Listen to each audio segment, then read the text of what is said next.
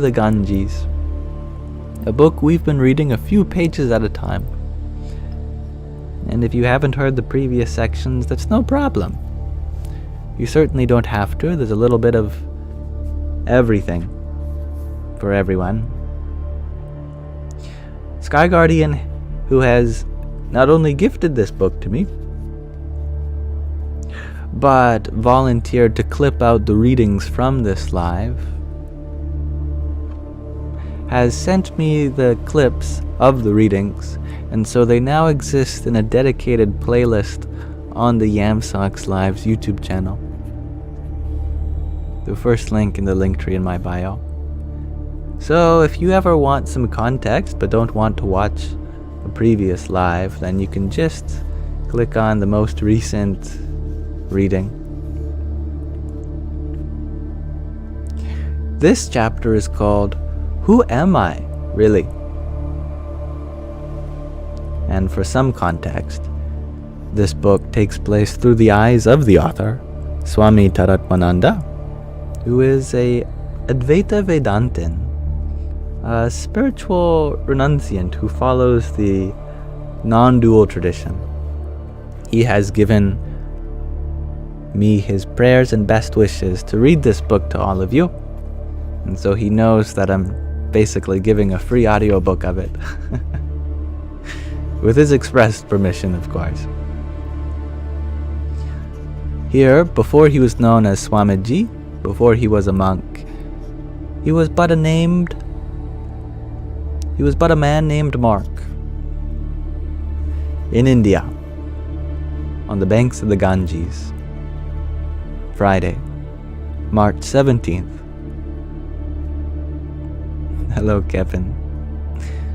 Thank you, I am well. I rose early the following day and went to the temple at 6:30 in the morning for morning puja, worship. The sun was still hidden well below the mountain tops.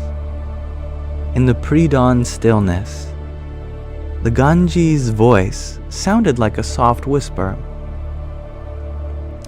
Only half of the ashram's residents were present for puja.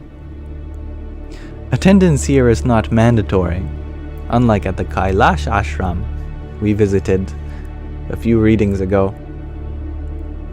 Swami Dayananda, my guru, once said that it is better for people to discover the value of worship rather than to have it forced upon them.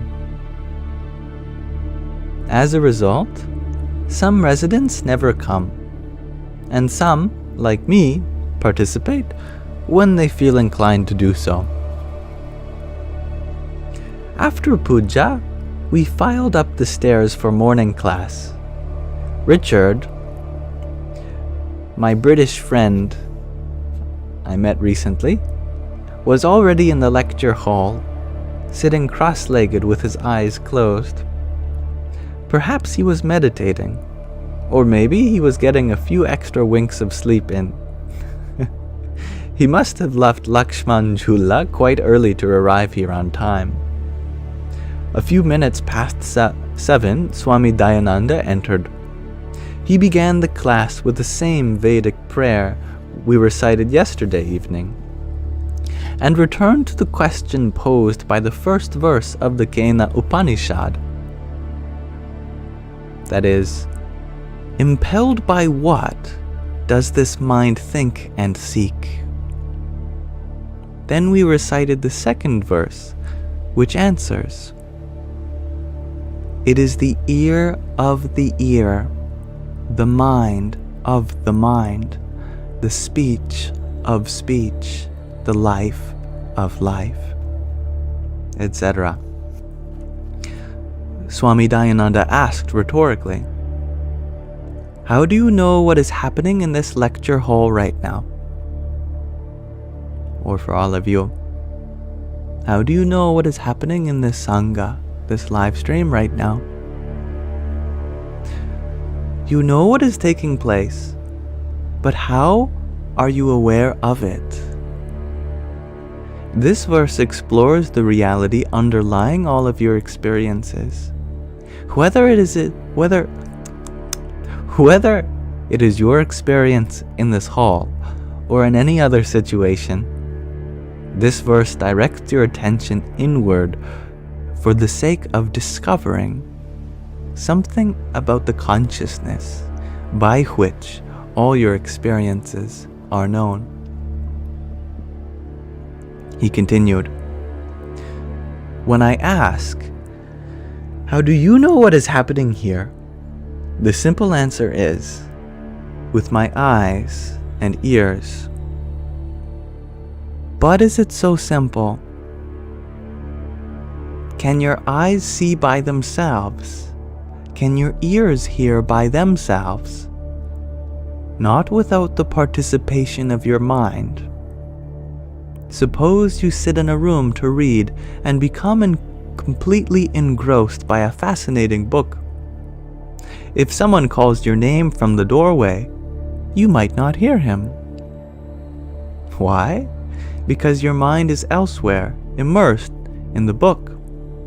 Unless your mind is available, you cannot hear the sounds falling upon your ears, nor can you see, smell, taste, or touch without your mind's participation. Consider children who get absorbed in playing their games. It might take the 10th time for the mother to say their name before their attention is gained. Or in sleep, how when we are sleeping, all of our organs of sensation are still there. Yes, we close our eyes and our mouth, unless you're a mouth breather. But our nostrils still smell, our ears still hear, our skin still feels. How is it that we are able to tune those sensations out, even while asleep? Actually, you perceive everything through your mind. When you see me, your eyes create an image of me in your mind. When you hear me, my words arise in your mind. Those images and sounds are not physical. They are perceptions, mental events produced by your senses. Whatever is happening in the hall is known to you by means of your mind. It is known to you indirectly, being projected into your mind.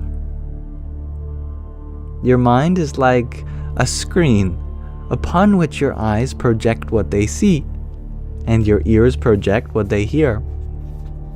You are aware of everything that your senses cast upon the screen of your mind.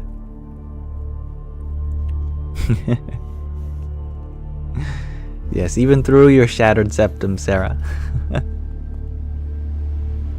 So, the lecture hall you experience directly is actually located in your mind.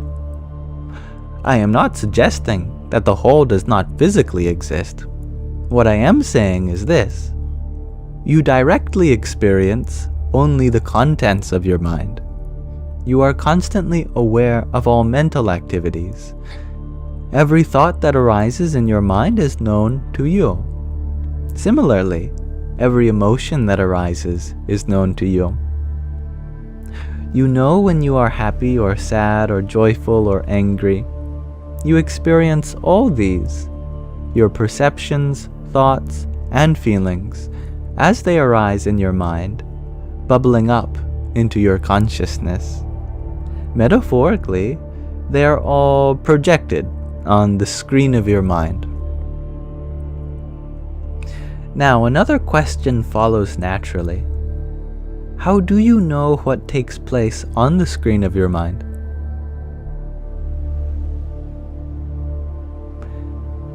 We knew that we were in the lecture hall through our eyes and ears, but we know what our eyes and ears see and hear through our mind. But how do we know what appears to our mind? To answer this question, no reasoning or analysis is necessary. Your own experience alone will suffice. your experience establishes that you are directly aware of all mental events. There is no process involved. You simply witness the ever-changing flow of perceptions, thoughts, and feelings as they arise in your consciousness, just like watching a movie projected on a screen. Hello, Wendy Cook. And that's a great acceptance, Demi. Whatever you experience, all that you perceive, think, or feel is an object of your awareness. And you are the awareful witness, the consciousness by which they are all known. Isn't that a wonderful word, awareful? Awareful witness. This consciousness is described in the second verse as the ear of the ear, the eye of the eye, the mind of the mind. And as we shall see in the coming verses, this consciousness is Atma, the truth of yourself. When Swami Dayananda paused, everyone in the hall remained motionless and silent. It seemed as though all had turned their attention inward and to contemplate the experience of the moment in the light of what was just taught.